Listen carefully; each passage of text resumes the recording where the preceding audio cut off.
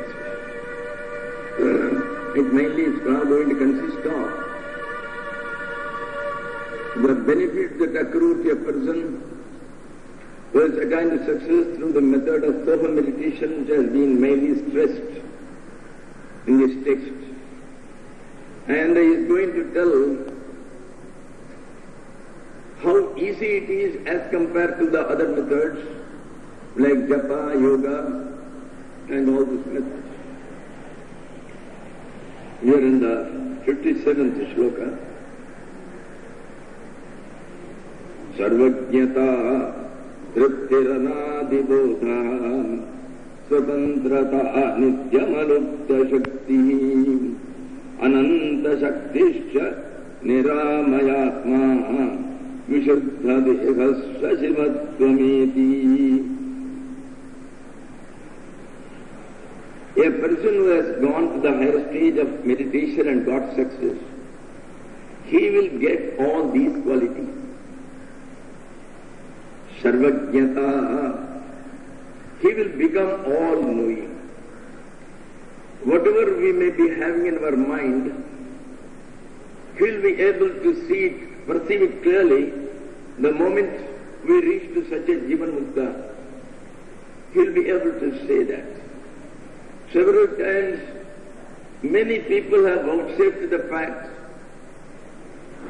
that when people had gone with various doubts to Bhagavan, and when they were very sincere about it, the moment they enter, Bhagavan will start that very topic and they will get their answers. So this is all Sarvajnata. Then Sarvajnata, omniscience, all-knowingness.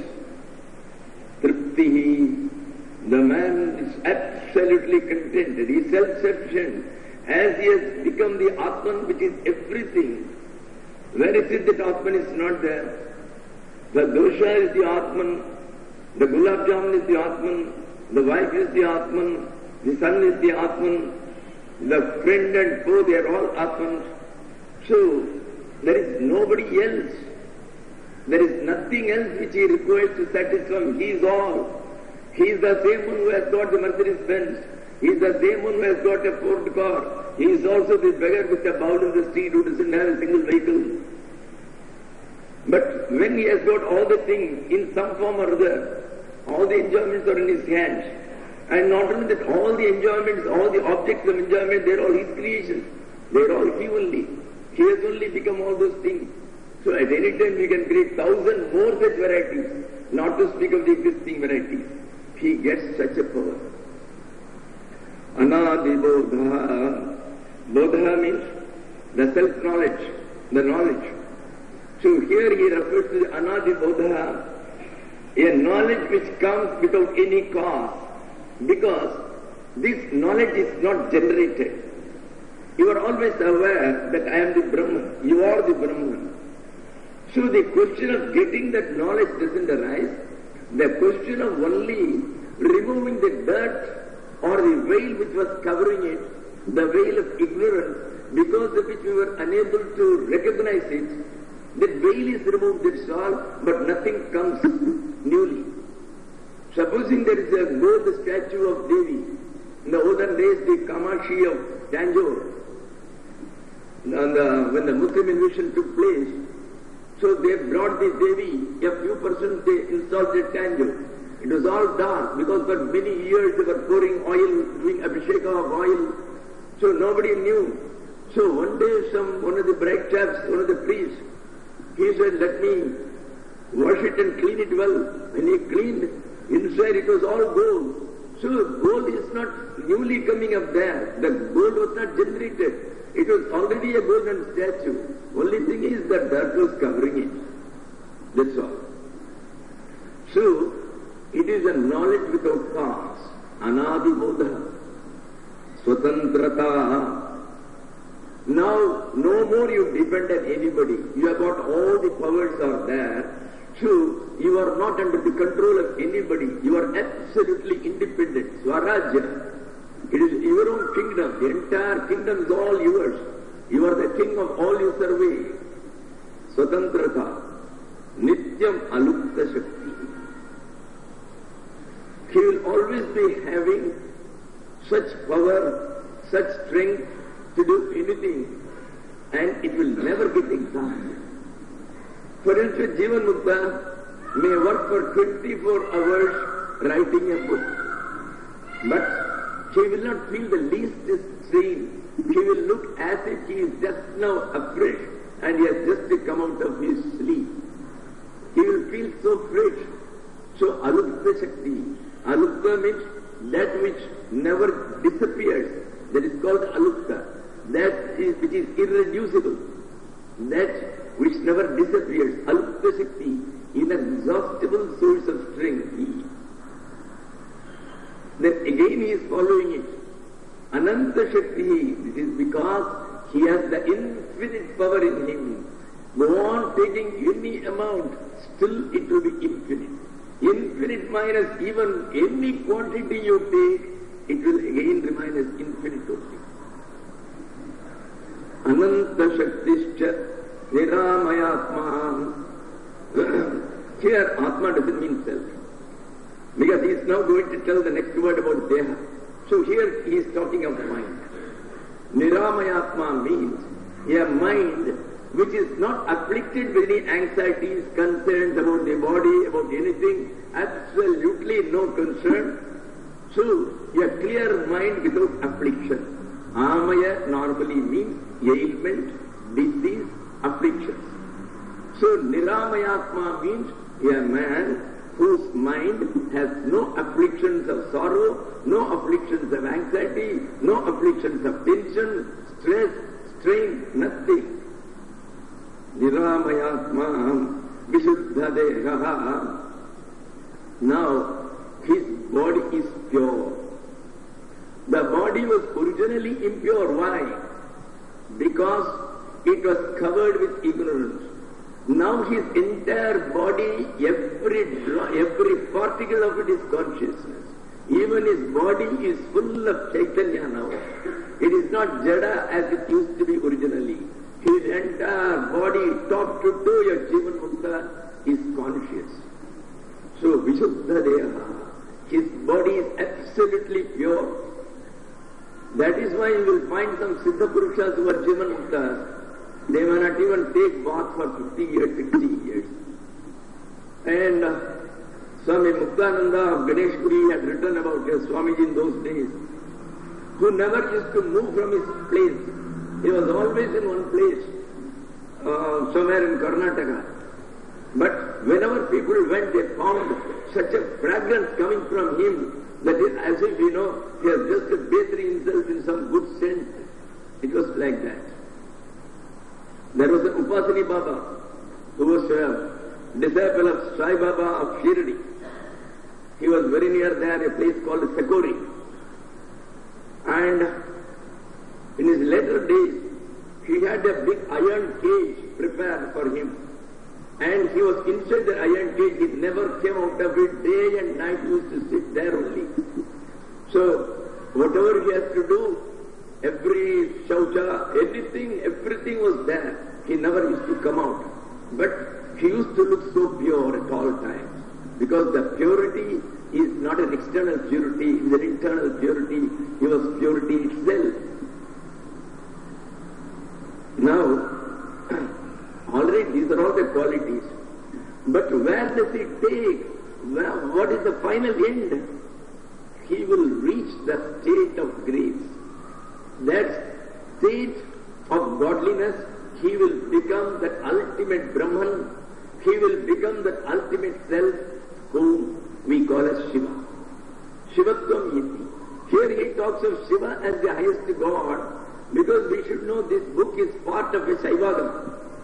It is an Agama where the people who have got what is called the Saiva Siddhanta, according to them, the highest God or the self, whatever it may be, they call it by the name of Shiva.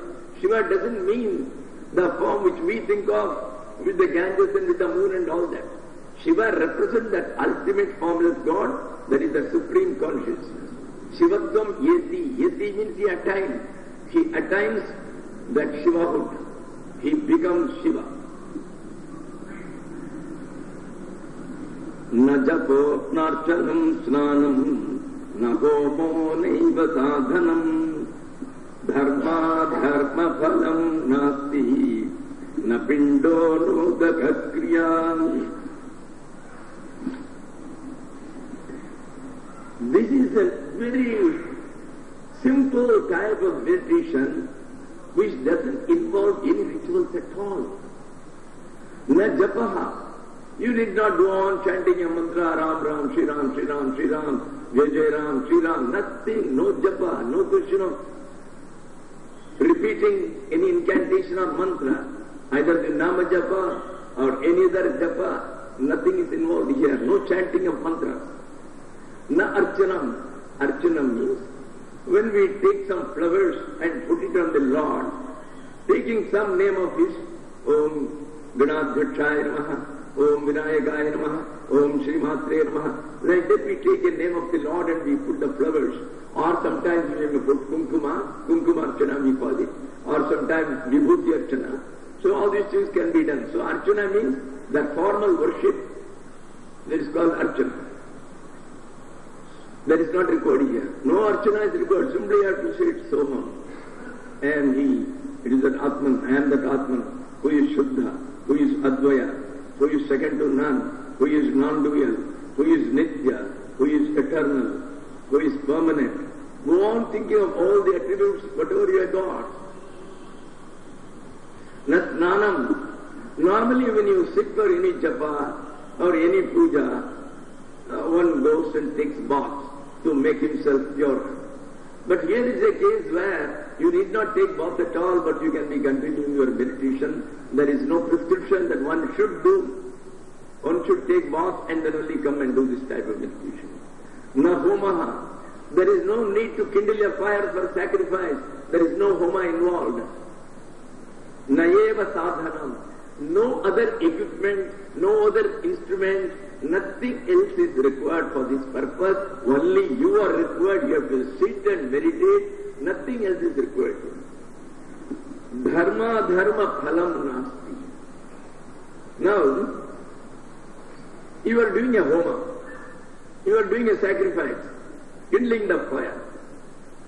Now, supposing some mistake happens while you are doing it. Supposing one of the priests is wrongly intoning the Vedic chant, then it is a sin. So the result of the sin will accrue to the person who has engaged in those priests. Or if you have done a good homa, and if it is supposed to lead you to the heavens, then we may reach the heaven. So the various results according to what you do is righteous or sinful. So any other act, it involves all these things. But in this case, you do the meditation, you don't do the meditation, you do the meditation wrongly, nothing will happen to you. You will neither incur any sin, neither any sin will accrue to you, nor will it be called a righteousness, and as such somebody will give you a reward later, that also is not there. Neither reward nor punishment. So, the fruits of righteousness and unrighteousness, that is, good deeds and sinful deeds, such fruits will not accrue to you. No punishment, no reward. Na pindo, na udaka kriya. The japa, archana, they all meant the worshiping of deities, worshiping of gods. But then, the householders have got the responsibility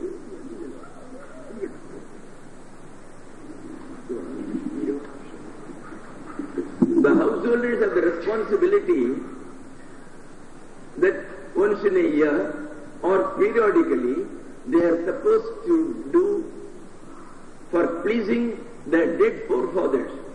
Say my grandfather who has died, my great-grandfather who has died, my grandmother who has died, my great-grandmother who has died.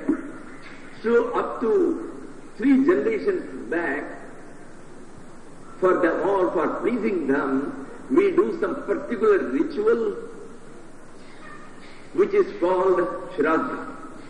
There is also another periodical ritual which we do on every Amavasya day, on the day of the no moon, as also on certain other special occasions. Say for instance, on the Pongal day, the Sankranti day, when the sun is transiting from Capricorn to Aquarius. So like that on special days, and positively on every Amavasya day, we are supposed to offer some water along with the sesame seed or till or sesame. So that seed is supposed to have the effect of converting the currency to food which will be acceptable to the forefathers there. It will be kept for their reserve. Whenever they will need, this food will go and help them, even if they are born elsewhere by that time. So that is called the Udaka Kriya. Udaka Kriya, we call it as Sarpanam in Tamil or Sanskrit. Sarpana means Tripti, that is to satisfy somebody, a satisfaction to somebody. That is called Sarpana. So we satisfy the dead forefathers, we call them as manes or manes, M-A-N-E-S. They are the dead forefathers. So we offer those rituals of water, Udaka Kriya. Then Pinda, every year we have to do it in a larger scale, and that is called the Shraddha ceremony. On the day of the Shraddha ceremony, the main offering to the forefathers is called the Pinda Shraddha. Pinda means lump of cooked rice. We take some lumps of cooked rice, we keep it there, one for the dead father, one for the dead grandfather, one for his father, then the corresponding wives of theirs who are no longer alive. So thus these are being offered, that is called the Pinda. Pinda means offering of consecrated rice balls to the forefathers. That is called the Pinda. Here, no such things are required. No question of offering any lumps of rice, no question of offering any water with a till seed. None of these things are involved. Na Pindaha, na Udaka Kriya. Now the next piece. Niyamani na tasyasti no pavaso vidhiyate pravrittischa nivrittischa brahmacharya pradhanija.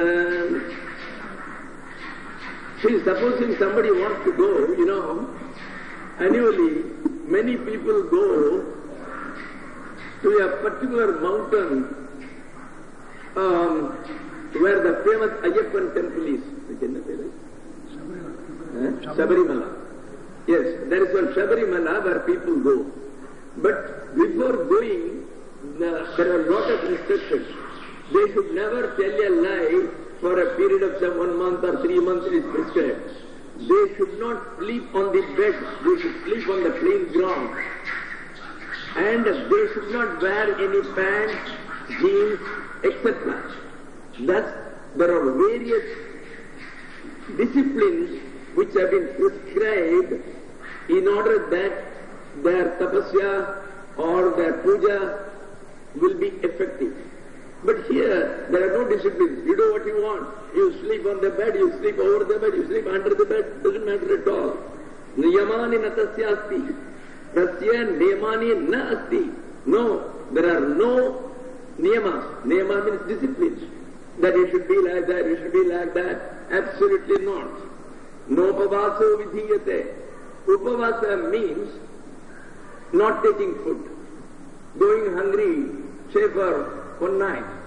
See, whenever a Shraddha is to be done, the previous night, the person who is to do the Shraddha ceremony for his forefather, he is not supposed to take any food. So, it is called Upavasa. Or, supposing you want to please Lord Vishnu, so many people, they observe what is called Ekadashi Vrata. On the 11th day of the lunar day, on the 11th lunar day of every fortnight, it is called Ekadashi. On that day, a person is not supposed to eat anything at all. they take up such a vow. It is called Ekadashi Upavasa. The next day morning only they can break their fast. But here, for doing this meditation, you can take your full food, but only thing is, instead of meditating you may sleep, be careful. So, at least, the food has to be light, even though there are no niyama. But for any type of meditation, you have to go with a light stomach. So, Upavaso na vidhiyate. Vidhiyate means prescribed. Na vidhiyate, it is not prescribed. No question of going hungry. Upavasa, not eating. Pravrittischa nivrittischa. Pravritti means a specific action. You do this must be done. So a marriage ceremony is performed. They will say, before that one Nandi Shraddha has to perform, there is a particular ritual. So only if this is performed, the marriage can be performed. So like that there are some prerequisite actions. But here, no do's, no don'ts. Pravritti means you do this, you do this, you do this. Do's. Nivritti means don't do this, don't do this, don't do this. One is action, another is withdrawal from action. There is no specific action which is prescribed, and there is no withdrawal from action, there is no prohibition. Don't do this, don't do this, there is no prohibition. You do what you want. Pravrittischa nivrittischa. Brahmacharya Vratanica. You see, for instance, especially on the days when you are observing some specific vows, say specific pujas, Ramanavami day when you have to do the puja, or Sivaratri day when you are doing the puja, you can't use onions in the house. So it is a don't. But here there is nothing. This meditation you can do very much taking the onions. Doesn't matter. Pravrittischa nivrittischa. The do's and don'ts. The action and inaction, which are nothing is prescribed. Brahmacharya Vratanica.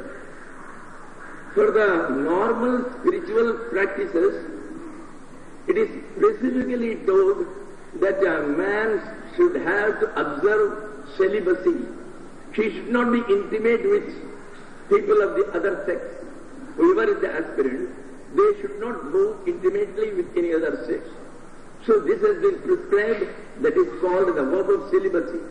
Not only temporarily. There are people who after finishing their Vedic studies in the Gurukula in those days, they used to go and take up a specific vow. Just like the monkhood which is taken, they do a particular homa, and then they say, from today, throughout my life, I will observe the vow of celibacy. I will not move with any girls or ladies. I will not, as far as possible, I will not talk to them. So like that, she makes certain specific vows. That is called the Naistika Brahmacharya. So here he says, no such Brahmacharya Vrata, no such vows of observance of celibacy. The next one is, Agni Pravechanam Nasti, Patanam Brutuna Hodake, Shiva Jnana Mritam Pitva, Vicharasva Yatha Sukham. You see, when a monk, he commits certain grave faults, a grave fault which is prohibited for a sannyasi as per the rules. There are various disciplines for a sannyasi. Number one, he should not live in any town, not even, it is written desha, that is, you should not be even in that state where any of his old relatives exist. So there are so many such things. Supposing somewhere he makes a mistake, and as such, say it is written, if a householder becomes a monk, he should never after see the face of his wife. Supposing by chance he is able to see his wife after about 20 years of monkhood, there are prayaschitas. The prayaschitas, some of them are very severe. If a monk, you see, a monkhood is an one-way track. You cannot come back. It is an irreversible process. You can't reverse it. You can't become a householder later on. So if anybody does like that, after becoming a monk, he again marries, it is prescribed that such a person should immolate himself in fire and leave his body. Or he should go to the top of a peak of a mountain and then jump down and then commit suicide. These have been prescribed, and this is the only way in which he can redress the wrong he has done by transgressing the scriptural rules. But here is a case, you don't do a meditation for some time, or you go and marry afterwards. You can do anything you like. These sorts of prachittas are not there. Agni pravechanam nasti. You need not enter into the fire. You need not immolate yourself in any fire for having done any blunder. Here there will be no blunder at all. Whatever you do, it's all forgiven. There is no need to redress it. There is no need to do any acts of penitence. Agni praveshanam nasti. Patanam bhrugunodake na bhrugu udake. See, na bhrugu udake patanam. It is not bhruguna. Bhrugu na udake. It's actually, it should have been bhrugu na udake. That is, from the top of a mountain, a fellow jumps into a river, and then, see, there was one Gyaneswara. His father, he became a monk, but later on, his guru told him, look here, it is ordained that God himself is going to be born as your son, you have to go back and be with your wife. So being a monk, because his guru has said, he went back. But after he got his sons and all that, the local people, they ostracized him. They said, you can't live in this village. Nobody will give him water. No shop will sell anything to him. So with the result, they had to starve. Then he asked, at least let my children survive. Please tell me, what should I do? Then the various people who are experts in scripture, they said, go and fall into the river. So he went to a mountain peak and he falls into the river. So Bhrigunodake, it is called Bhrigupatanam. Bhrigupatanam means to fall from a mountain into the water. Udaka. Udaka means the water. Patanam Bhrigunodake. Then Shivajnana Mritam Pitva, a man who obtains this knowledge according to this, that Shivoham, I am that Shiva. So a man who attains that knowledge of Shiva, Shivajnana Amritam Pitva, it is a nectar. It is a nectar which will make you immortal. When once you reach that stage of samadhi, when once you are able to have your self-realization under this method, then it is called Shivajnana Amritam Pitva. After having drunk the nectar of this knowledge of this ultimate Brahman, who is called Shiva, Vicharasva Yatha Sukham. Yatha Sukham, as you want. Yatheshtam. Yatha Sukham means as you want. Vicharasva, you wander around, you go anywhere. Nothing is prohibited. You can go anywhere, you can do anything. There is no prohibition at all after getting the self-realization. Now, what will you be at that time? Shivavat Shashvataha. Shiva, the supreme consciousness, is always permanent. It is eternal. You will also be eternal. You will also be permanent. You will not be subject to birth and death. You will not be subject to any changes. You will never get old age. You will be just like Lord Shiva. Shiva Vati means like. You will be just like Lord Shiva. Shashvata, permanent. And like him, you will be Shuddha. You will be very pure, absolutely pure. Lord Shiva, the final consciousness is pure. There is no ignorance in it. There is no kama, krodha, lodha. There is no question of lust. There is no question of desire. There is no question of any anger. There is no question of jealousy. None of these qualities will ever come there. He is absolutely pure. Shuddha. Srishti dharma vivarjita. He is bereft of the characteristics of all the creations. All other creations, they are all subject to birth and death. They are all subject to various changes. They will grow. Then a day will come, they will decline. And then the quality of their indriyas and senses will begin to decrease. Slowly my ears won't hear. Slowly all my teeth will fall down. And slowly my eyesight will be lost. I will be going for cataract operation, and even then I may not be able to see. So all these things will happen. But here, and there are the characteristics of all the creatures who have been created. So here that Srishti Dharma, Dharma means the characteristic. The characteristic of creation, namely birth, death, old age, increase, decrease, decline, none of these things will affect you. You are absolutely immutable and unchangeable. Srishti dharma vivarjita. Vivarjita means absolutely bereft of it. You will not have them. Such a characteristic. Now we come to the next. Satyam, satyam, punah satyam, trisatyam cha maya kritagam, atapparataram nasti, vigyejam kutrachit guha. Now, Lord Shiva is telling Guha, look here, whatever I have told in this book, don't take it as exaggeration. And have the fullest faith. Because whatever I say, it is all the truth. Satyam. Satyam. Again he says it is the truth. Punas Satyam. 3 times he says it is Satya, Satya, Satya. It is the truth I am telling you. It is an absolute truth I am telling you. I am not trying to coax you into doing something which is inferior in quality. Whatever I have said, they are 100% true. Satyam, Satyam, Punas Satyam, Trisatyam cha maya krita. Look here, I have proclaimed it as truth 3 times. Trisatyam means a proclamation 3 times of the truth. So I have proclaimed it 3 times. Ataha parataram nasti vigyeyam kutrachit guha. Guha, he Skanda, he Subramanya, my son. Kutrachit, nowhere, either in this world or any other world.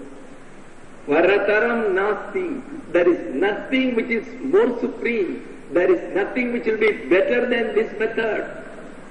Vigyeyam, to be known. The best thing to be known, the only duty which exists for every one of us is to know who I am. We are doing everything else without even knowing as to who we are. Either we may call it is highly shameful. When we are trying to become an emperor of the world, we want to become millionaires and we don't know who we are. We don't know how many millions we already possess. And it's almost like a beggar was sitting in Milan, I think near Italy or somewhere. He was sitting in one place for about 40 years and used to beg people, oh, in the name of the Lord, give me some amount. In the name of the Lord, give me some. So many people used to give him some lakhs or whatever it is, like some coin. After 40 years he died one day. Some of them said, this fellow has been sitting here, sleeping here and all that. This entire place is so dirty. It's an important square where all people congregate. So we should try to make it neat and clean. So they said, let us dig up to some portion and take away the sand, put it elsewhere, bring some fresh sand and put it. So when they were digging for some distance, they suddenly found that there is a very big pot, a copper pot full of all gold coins. See, for 40 years, unaware that he was sitting over millions of rupees, that fellow was asking for 10 pies and 20 pies. What a pity. That is what we are on. Without knowing what we have, without knowing how much we have, we are trying to earn more. And we are trying to have possession. You don't know how much you possess. Your possession is infinite.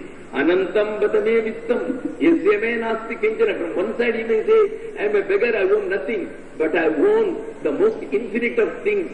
That is the highest possession that one can aspire for. That is the knowledge of the self. So he says, Atapparam nasti vigyayam. Vigyayam, to be known. There is nothing else to be known. Know who you are, then everything else is known. There is no need to know anything else afterwards. There is no need to do any PhD or FPhil, or there is no need to study botany or philology. When once you have known, you are the emperor of all the worlds, not only this world. So we come to the very last. Vimalajiti sarva bhavani Vimalatma Vimala buddhiramudha bihi Sarvam vimalam pashyati vimalo vimalena bhavena.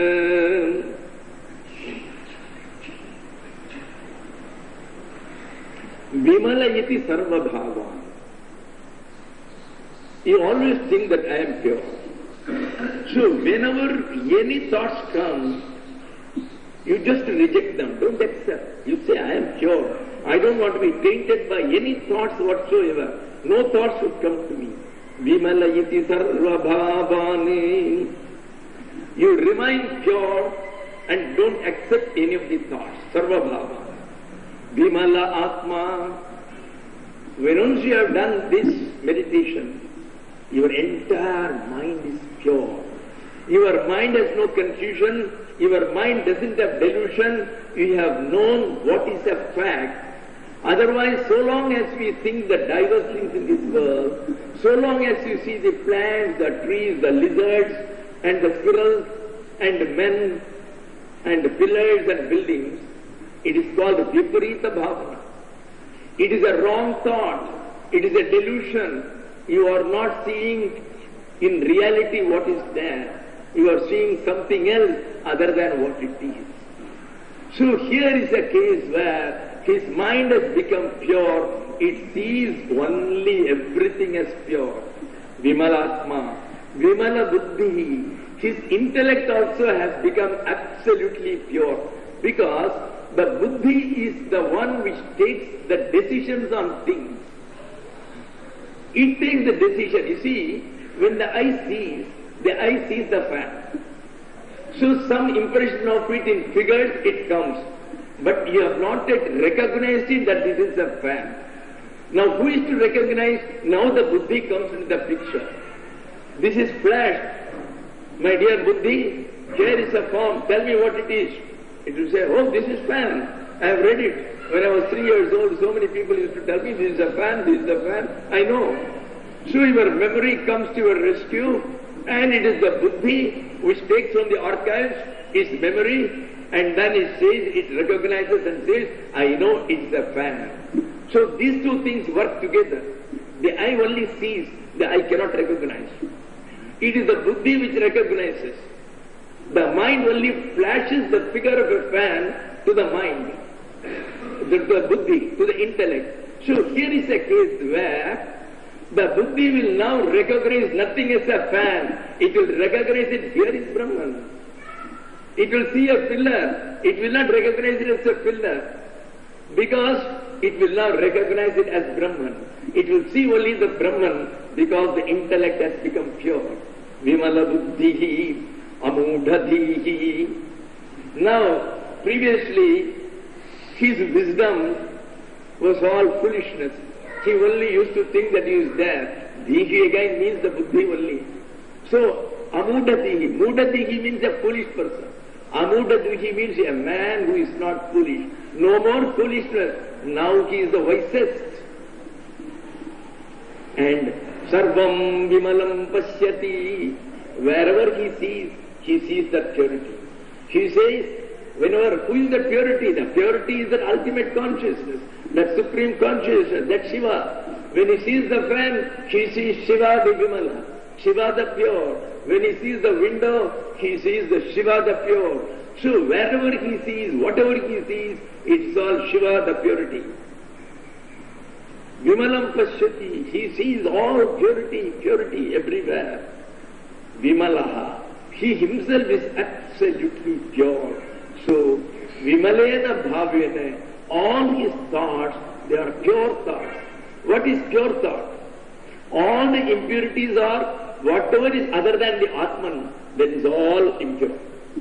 So when the mind is thinking only of the Brahman, only of the Atman, only of the self, and when all it revels in itself, that is the stage of ultimate pure thought. All his thoughts now will be only on the Atman. He will be only thinking of Atman. So all his thoughts, they become pure. And he himself becomes pure, and he sees everything as that purity. With that, this Atma Sakshatkara Prakarna is over.